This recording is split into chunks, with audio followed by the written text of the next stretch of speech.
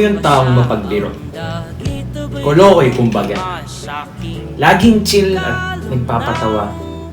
Nais ko lang sa buhay ay simple. Di tulad ng iba, wala akong malaking pangarap. Mabilis makontento. Kaya hindi ako masyado naghahangad ng kahit ano.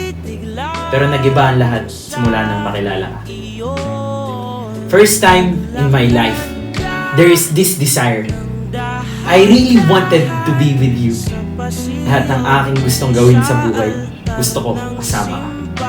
So 6 months and counting. Let our relationship be strong. Walang susuko. At kung hindi rin naman ikaw sa huli, ulol, gagawa ako ng paraan just to be with you.